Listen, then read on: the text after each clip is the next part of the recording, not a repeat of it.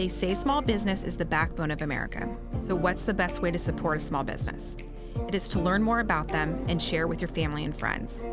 We interview founders from across the world who have started and scaled their business through the ups and downs, long hours, and the rewards that come from sacrificing their time to build their business.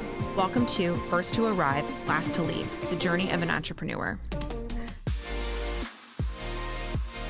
All right, welcome to another episode of First to Arrive, Last to Leave. We've got Christy Nelson here of MakIt TakIt. Christy, hello.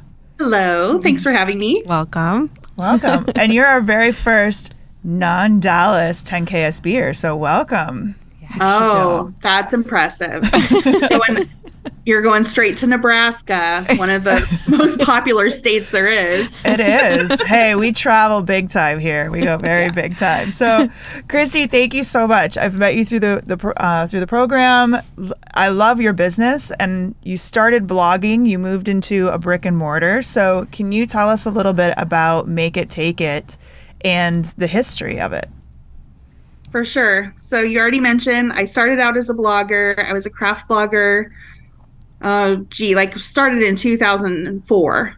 So early days of blogging.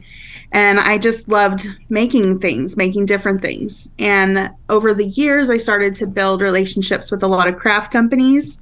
So they would send me things because they wanted me to make stuff with them. And it got to the point where I was trying so many new things. And I was like, this is really fun. And no one else really gets the opportunity to do this.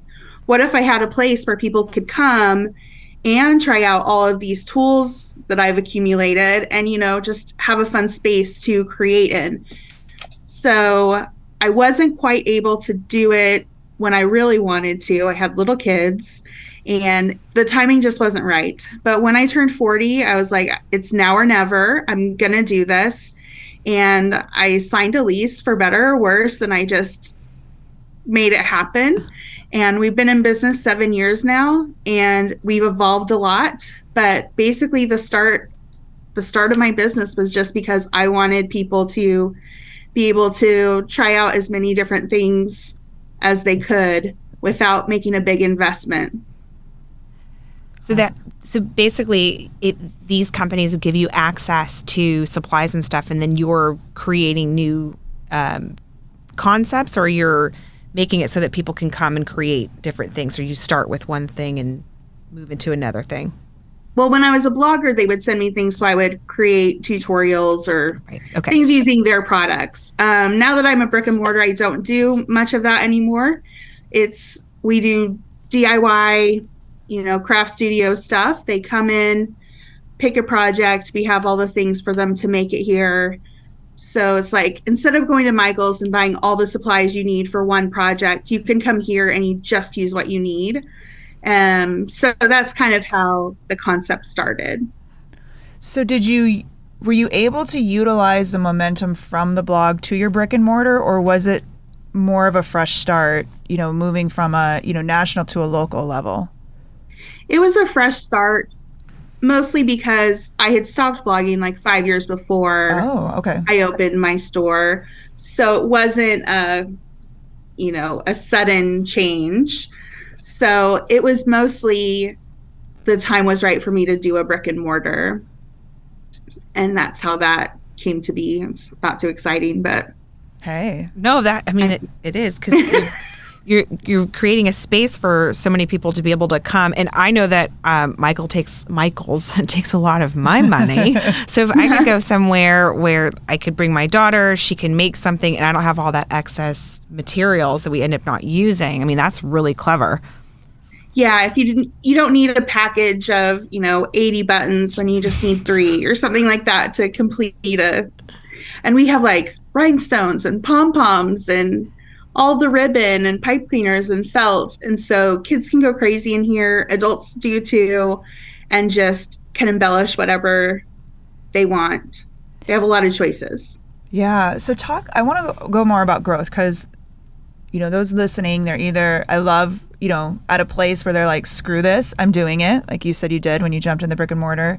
Or, we're all really trying to figure out how to grow, how to connect with those clients and grow. So can you talk about what you did through your journey to I mean, you've got a very successful business right now. I know we'll talk about the events and everything else you do, but can you talk about what you really worked on to cultivate that community and grow the business to where it's at?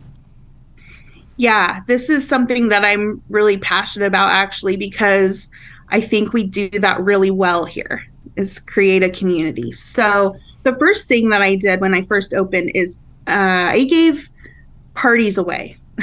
So I would give all the schools, I'd be like, hey, you have your silent auction.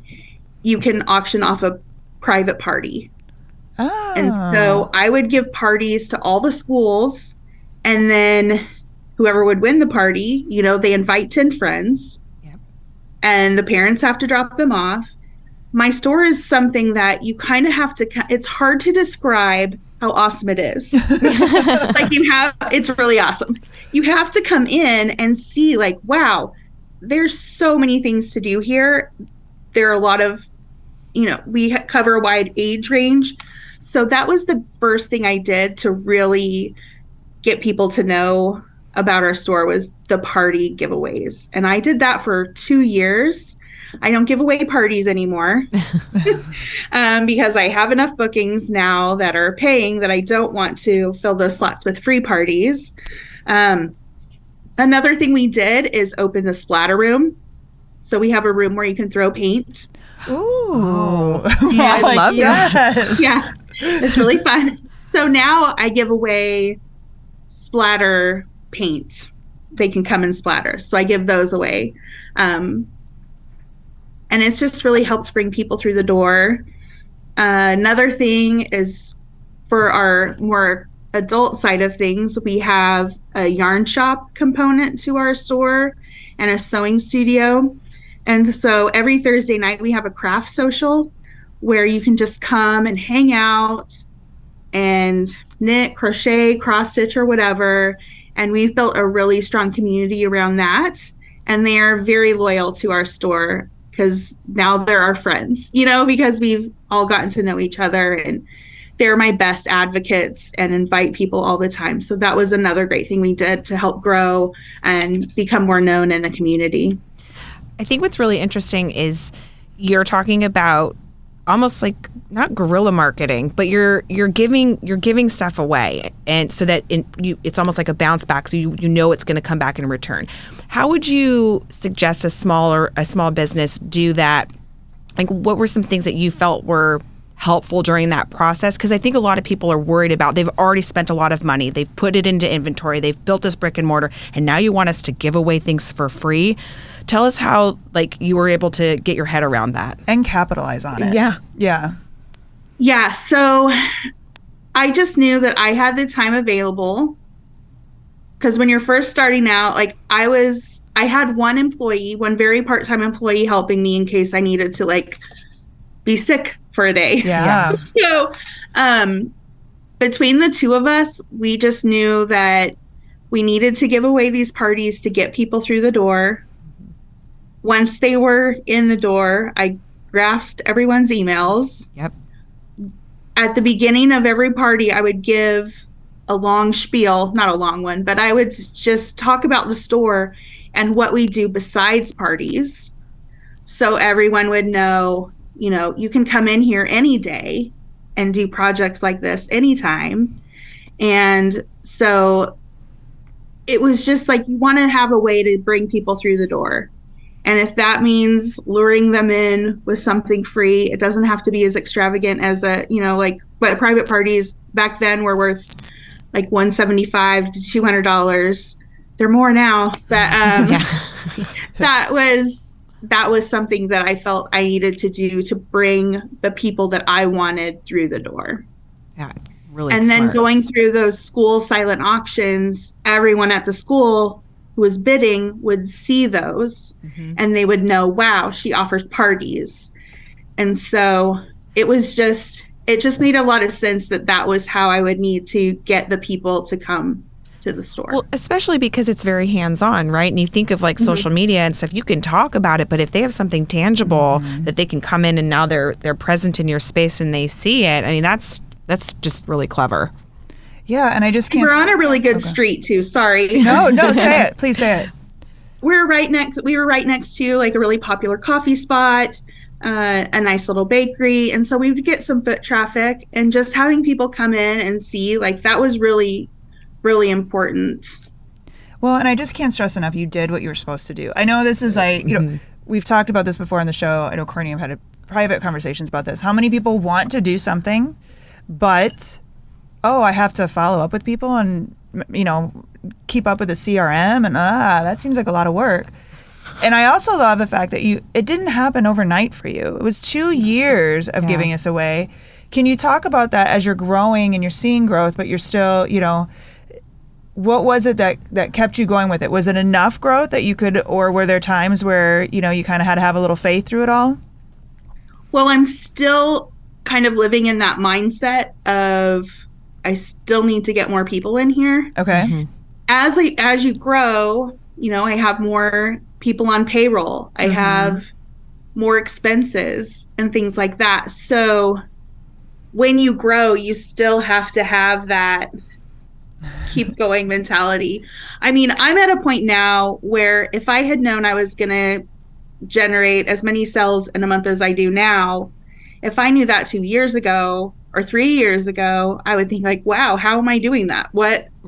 How can I do that now? And it really is just an accumulation of staying around, keeping your face out there, making sure people know I'm still here, and just trying to grab, you know, like the kids kind of age out. My sweet spot is ages 8 to 12 for the birthday parties for sure. And then they age out, and then I need to get the younger ones to come in. And so it is just this constant cycle. So I don't think, well, I'm not giving away parties anymore. I'm still looking for ways to bring people in. We do a swap with the radio station here, a local radio station, and I give them gift certificates. And so, but the gift certificates I give are just for the splatter room. So here's my secret of the splatter room. The actual cost of doing that is very little. Yeah.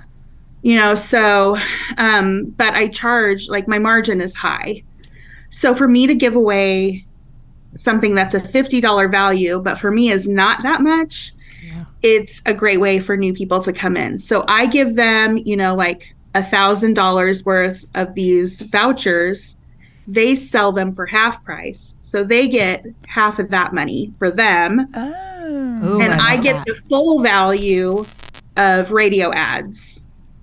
And they mention us all the time. And so that's been a really great way lately for me to, you know, it's not technically free radio advertising because I'm giving away these gift certificates, but what I get back is so much more than what I'm giving. Do you have like a tangible number as to like what percentage actually comes back from those advertising?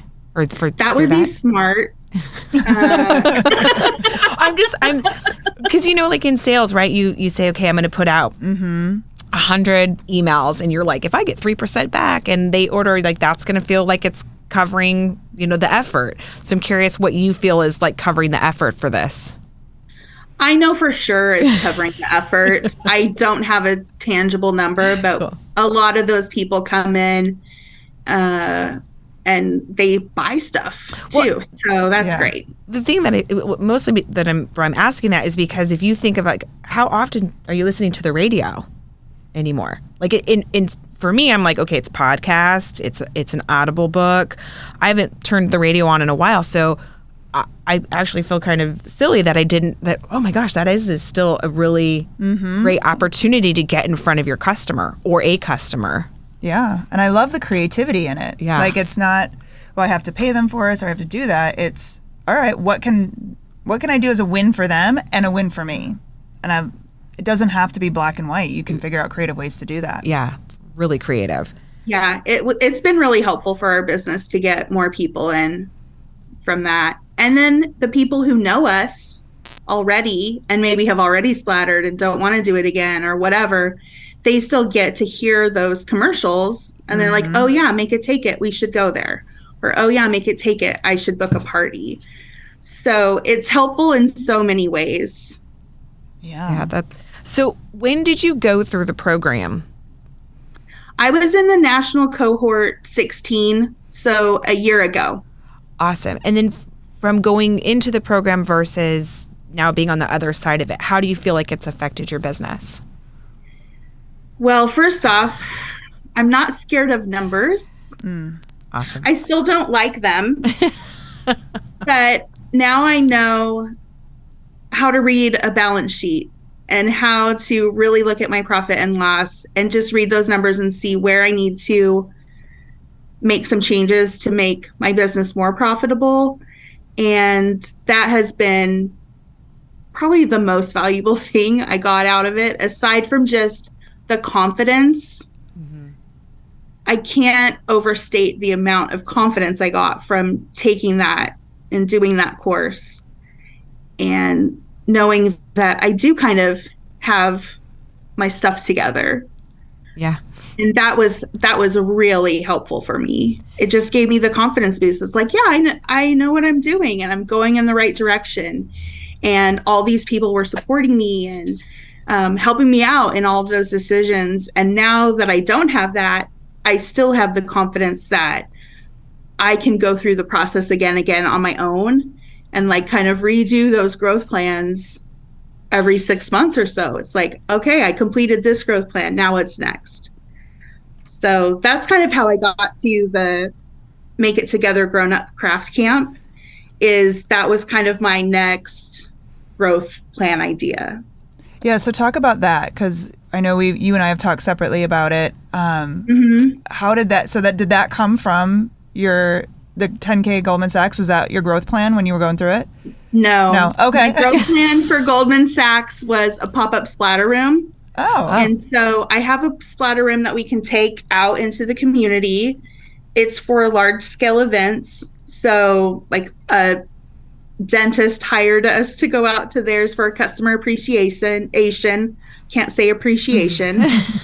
And they had all their customers or their clients come and do the splatter. And it was just a fun event for this dentist. We did the Pride Festival and we were there where people could splatter, and it was really fun. We've done a couple other events around, and we put it out in our parking lot sometimes for people to come and just do a quick splatter outside. So that was my growth opportunity that I implemented through the program. Okay, and then talk about the camp. So what that is, because I think it's a really cool concept of another extension. So this kind of happened spur of the moment, and then I realized this is a really great opportunity for me to spread my wings a little and kind of dip into more of a national focus. So we started the Make It Together Grown Up Craft Camp. It was a week in September, and we sold all access passes to come and just take a ton of classes, a ton of workshops, and it turned out really well. And it's something that we're going to use to move forward, do this kind of event every year. So do people come out and they're there the whole time and they learn different things like sewing, and like what are some of the options that you're teaching? We had a local pottery studio involved, and so all the participants could have the opportunity to go and learn how to throw pottery on a wheel. And we had set it up with her. It was Say Do Say Pottery Studio here in Lincoln, and she basically took her whole week off and just worked with my people. And so they were able to get a 3-week course done in a week. So that was an option. So they were there 2 hours a day for 3 of the days doing their pottery class. We had Robert Mahar, who is really an excellent instructor. He was on the first season of Making It, that show on NBC with Amy Poehler and Nick Offerman. Okay. So he was on that show, and he's got so much content online about teaching. And so he came and taught 4 classes, a couple on embroidery, one on suminagashi, That's a cool water marbling technique. Okay. Oh, wow. That we're kind of obsessed with now. And so I had some business instructors come and talk about branding and brain fog, just creativity. Business I had a stuff. hypnotherapist. Yeah. I had a hypnotherapist come, and we had a really cool like meditation moment and helping to like unleash our creativity. I had Spirit Upload, which is she does tarot readings and crystal dowsing and all sorts of stuff like that. And so we had a couple experiences with her where you could go and make a gemstone bracelet based on whatever gemstones you needed for your woo-woo self. So it was just a really fun week of crafting.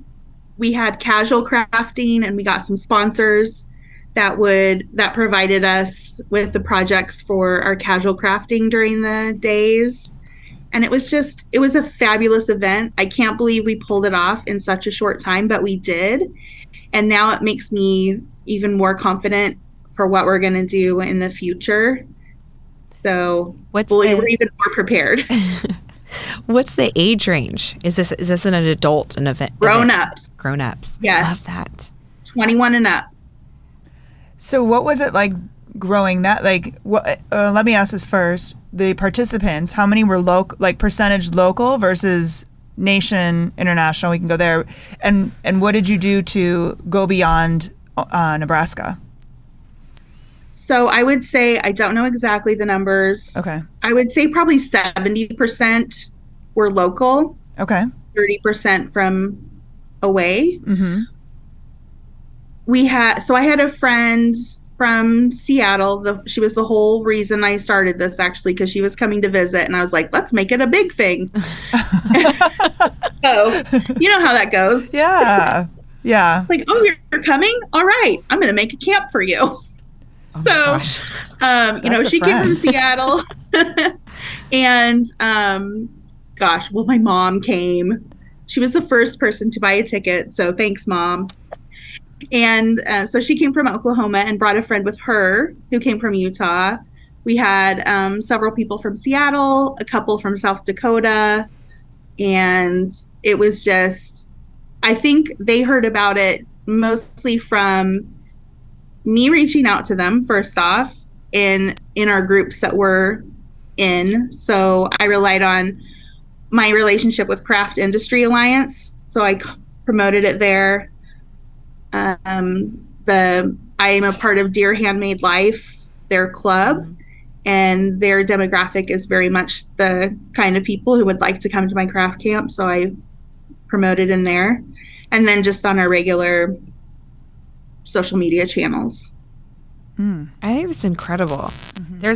There's a great book called The Artist Way, which you're probably familiar with. And I always find that when I'm feeling like disconnected from work, I'm like, it's a reminder that like we are creative people, but we forget as adults. And I think you're tapping into something that like, I think we all sort of dream about, oh, I want to sit down and paint. It's like, oh, well, who really has time to sit down and paint? But like to go to camp, we send our kids to camp, like I want to go to camp. It's amazing. Yeah. Come to camp. I do. Yeah. When's the next one? Yeah. September 7th through 11th, 2023. In Nebraska? In Nebraska. Are there short drive? Are there tents?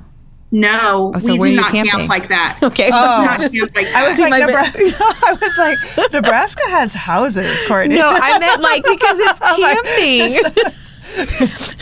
You would not believe the things people say to me being from Wisconsin. They do have some housing there. I just was thinking, like, I don't know, like, camping tents and stuff. So, okay, so people stay in their prospective hotels and all that kind of stuff. I have a hotel blocked off. Some people stayed in Airbnbs, but yeah, no, we do not camp like that. That's not my jam.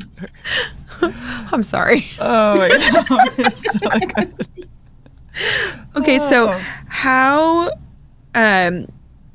with the economy and all of this stuff going on, how are you retaining like employees in your space? My employees love me. Hey, you know what? That's everything. That's everything. Okay, so back up then. Yeah. What kind of culture are you creating to? Yeah. I mean, you're a wonderful person. Let's be honest. But there obviously has to be other stuff you're doing to help create that atmosphere. I do pay them. Okay. So that helps. I mean, that's helpful. Yeah. They're not just here because they love me. I have a really good culture. We all get along. Good. We all have started to maintain friendships here at work and outside of work. We go and do things together. We're all up in each other's business sometimes, but it's really just, we're a tight-knit group. And when we bring someone else into this group, we make sure that they feel welcome too. And we just get bigger and bigger, and we just open our arms a little wider. As far as keeping people here, that has been a little difficult because I've had to cut some hours from some people. Like we have more hours in the summer when we're busier. And then when fall hits, sometimes I have to let people go until the next summer. But most of them come back. So it's a lot. I offer a lot of perks. So they get a really good discount on all their craft stuff. Awesome. For a lot of them, that's a really big deal. Yeah. Mm-hmm. And I'm also really flexible with scheduling. And if they need to leave in the middle of the day to go pick up a kid or things like that, go for it. So just being flexible, I have that capability here. So we have enough people to cover. And so I think that's why they stay. Perks, and it's fun. Yeah. That's great. Now, from the time you did the brick, you opened the brick and mortar to where you are now, I'm going to assume there's been a bump or two along the way. Can you talk about, one of the more significant obstacles you've had to overcome and, how you went about doing that to where you are today? Yeah. Surprisingly, it's not COVID. All right. We try not to talk about COVID, talk about that. But it always comes up. So I'm glad it's not COVID. That was not our biggest obstacle, to be honest. Our location, our very first location, like I said, it was on a nice street where there was walking traffic, coffee shop, all that. The landlord changed in the middle of my lease. And then that landlord was doing a lot of renovations. And so there was construction a lot. Our space changed a couple of times. So it seemed like every year we had some sort of big construction project that was in our face. So I spent a lot of time rearranging everything. And so at one point we lost our back room, which was fine. These were all good changes, to be honest, but nonetheless, they were really big disruptors to the business. So he took our back room where we had woodworking and screen printing. And we were getting a new space where those things wouldn't be appropriate. So we had to lose our screen printing stuff and our woodworking tools. So we dropped that, but then we gained, some other things because we had more of the front area space, less of a dirty space and more of a retail space. And so we could add more things, and we had a better party area, stuff like that. So it was a give and take, but just the toll of the moving things around and having people in our space and the dust and the one Christmas, nobody could come through our front door. Like one Christmas season, they had to go in this hallway and come through our back room just to get in our store. So it was really stressful from that perspective, but it did propel us forward, and it did help us become more, I guess, versatile in what we offer and things like that. But it was such a pain, and I don't ever want to do that again. No, do you guys have a good relationship now, though? We left that place. Okay. So we're in a new location. We got in a new location January 2021. And we had to go through a renovation here as well. Oh my gosh. When we moved in. Not just when we moved in, but we had to downsize a little bit to come here. But then the next door neighbors left in August of 2021. And so we took possession of their space. And we just knocked down a wall, and now we doubled our space. So fantastic. It was good, but I'm done now. That's it. Yeah. No more. Yeah, a lot of rearranging though. Yes. Good lesson for a business owner. You put a plan in place. Mm-hmm. And it's kind of funny. Because nothing's ever to plan. No. Yeah. I mean, and to be fair, like my lease, I could have said, no, don't do that. And then I would have been a real jerk to my, it was fine to move things around, but it was a big disruption and I don't want to do it again. No, exactly. So what's next? Like, do you have a new growth strategy or a new concept that you want to put in place? Okay. Yes. I'm working more on the MakIt Together grown-up craft camp to kind of grow that. To help with that, I'm partnering with another local business owner who happens to be like my very best friend. So we're working on a craft challenge called Take a Break and Make. And we're going to launch that next year. And it's going to be, we're going to send supplies, craft, just like little random things. And everyone will get the same random things. And we will all make something. But everything that's made will be different. And it's supposed to be just kind of to get you out of your funk. Here's a little package. We're all going to make something. Let's see whatever, you can turn it into. And so we're going to do that. Take a break and make. And we're also going to try and focus that onto MakIt Together. So we can build that community of people who want to be creative, who want to do fun things, who just need to get out and make stuff. So we're working on that. And then I also have in the works, one of the best things I've ever done for myself in business I call it my executive retreat. And I hole up in a hotel or an Airbnb for a couple days. And I just spend it thinking, reviewing, being quiet, planning for the next quarter. And it's really valuable to me to have that uninterrupted time so I can kind of get into the flow and just nail all those things that I can't do when I'm at the store and I'm getting bombarded with customers or whatever. And I don't have that solid chunk of time to do something that takes a little more brain work.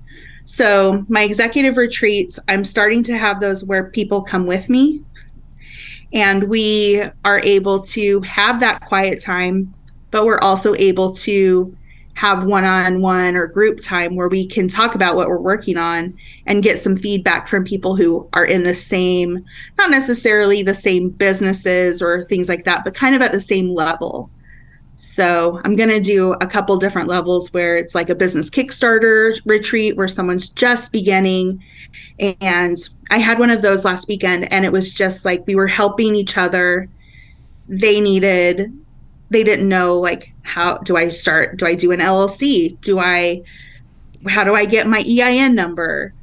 Where should I set up my website? Or should I sell on Etsy or just do craft fairs or things like that? So I'm working on building that out so I can have more people. I guess I like talking about productivity and goal setting and things like that. So I'm making my executive retreats, not solo, but with a group. That's awesome. So I'm curious, with all the crafts and different mediums, what's your favorite? Where do you gravitate towards? I love to knit. Okay. I knit a lot. Do you like my sweater? I was going to say, you know, I made my sweater. Yeah. I was going to say, like, I would creep up a little bit in the screen. I was like, oh, someone totally made that. It's like, I did. Yeah. It's gorgeous. It's very Thank impressive. you. Yeah, I love knitting. I like weaving. I like all yarn things, basically. Yarn things. And I also like the stuff that we have, you know, that we do for the Make It Anytime. I'm not proficient, which is funny. You know, like I can do them, I can make them, but I don't feel like I'm a real expert at any of those things. But knitting, I'm an expert. That's really cool. And so almost, you know, art and creativity is therapy. So like, what would you, we just had a conversation with someone else about being able to be quiet and turn our brains off. What would you suggest as an adult creative coming in and saying, okay, like this is what you should try to kind of clear, you know, craft to clear your brain or like help you not think about all the other stuff, like be quiet, which I can't do. Yeah. There are a lot of things that have a meditative quality to them in doing, which is really nice. You know, you get the repetitive motion, and once you get going in that repetitive motion, your mind is able to wander, and that your subconscious can really come forward with a lot of really great ideas. So knitting is one of those. Embroidery is another thing that I think has that same sort of quality, and you get to stab something, which is nice. Right? Better than people. It's better than people. Yeah. So you get to poke that needle in, poke the needle out, and you're making something beautiful, but you also get that like feeling of like I'm stabbing something. Yeah. Coloring and doodling is another thing that's really great. Just sitting and being able to just fill in the colors, and you don't have to think a paint by number, you know, just there's so many ways. That's so good. And you just forget. Yeah. Literally forgot until you start. You're like, oh, color. I'm like, back oh, I up. had a coloring book. I know. I have a whole set. I got into that for a while. Anybody can color. Exactly. All right. Want to do some rapid fires? I absolutely All right, do. Christy, we're ready for the rapid fire. Oh, So, boy. What's your favorite beverage? Diet Dr. Pepper. Okay. I love it. Have you had a Dr. Pepper here in Texas? Because they taste different. I swear You know, they do. I have. Yeah. I have. I was driving. My family's in Oklahoma, and go Boomer Sooner. I love this. Sorry. Song. Yeah. I graduated from the University of Oklahoma. So Boomer Sooner. But we were driving to Texas, and it just happened to be OU Texas weekend. And, you know, that's a big deal in Dallas. Mm-hmm. So we were driving down, and there was this sign that said Dr. Pepper fried pies. And we were like, this is a road trip miracle. Because it said they were only available that day. Oh. And so we were like, we have to go get Dr. Pepper fried pies. So we pulled over, and it was like, because Dr. Pepper does all the college football sponsorship and stuff. And they had taken over this whole gas station, and you could only get Dr. Pepper. They had stuff out in the parking lot, Dr. Pepper this, Dr. Pepper that. And we were like in our heaven. It was like Disneyland. And they had fried pies with Dr. Pepper filling, and it was so delicious. Yeah, yeah. Dr. Pepper lip smackers. Yeah. We could go rounds, So yes. It's great. Texas Dr. Pepper. I'm all for it. Yes. The best advice you've ever been given? Just start. Yeah. Yeah, just start. Like perfection. You can't wait for everything to be perfect. Just go for it. And if you could have dinner with anyone? Leslie Jones, Oh, Saturday Night Live. Yes. that would be very fun. Oh, I'm sure there would I always be feel nonstop bad for laughter. comedians though, because like there's got to be this pressure on them to be fun or funny, right? So yeah, but yeah, I just think she'd be a blast. I do too. Oh, yeah. What are you reading right now? Big Feelings. I wrote down the title. Big Feelings, How to Be Okay When Things Aren't Okay. Yeah. I like listening to, I'm a self-help book junkie and therapy book junkie. And this one's a good one. Big Feelings. Okay. Oh, that's I'm going to write that one on my list. yeah. Top bucket list item.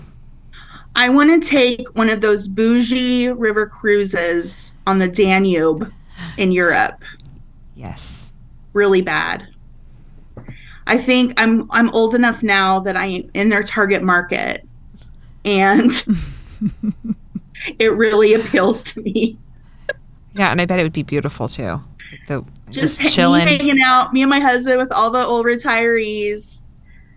Yeah. They have lectures on those boats, history lectures, and that just sounds so fun to me. Yeah. Yeah, I haven't seen those. I'll have to look them Oh up. no, my grandparents have done it. Okay. Yeah, and they loved it because like there's like tea service, and then like you stop somewhere and you get, they coordinate everything. They bus you into different stuff. I mean, yeah, and they did it in Russia at one point. I mean, they've been everywhere. Okay. But so I'll give them I'll give you the recommendation for them. All right. Yeah. And then sounds fun. Yeah. And then my favorite question is, what's your guilty pleasure? Well, I try not to feel guilty about anything I pleasure because I'm not here for that. So, but I do a lot of things that people might consider guilty pleasures. I love binging RuPaul's Drag Race. It's one of the best. I get massages for myself every month. Yeah. Good for you. That's a good. I don't think that should one. be a guilty pleasure. That is just straight up self-care. Yeah, agreed with that. It's a necessity for me. Yeah. Yeah. Exactly. Zen. Well, Christy, thank you so much. If somebody wanted to find out more about the camps, I don't know if the retreats are open, but MakIt TakIt, can you give us the main websites they need to go to? Yeah, so MakIt TakIt, and it's spelled with no E's. So MakIT TakIT.com. That's the main place. Okay. That's our Instagram. You can find us on Facebook with that, just at MakIt TakIt. We also just are launching the Make It Together website. So we'll have that coming up probably, I don't know when this will be aired, but that should be up by December 1st. Okay. Yeah, it'll be a little after that, so it'll be live. Okay. So yeah, MakItTogether.com.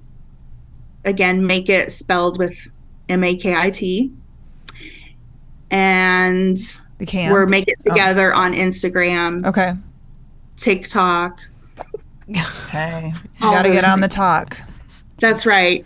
So yeah, MakIt TakIt and Make It Together. Both of those things we have independently now.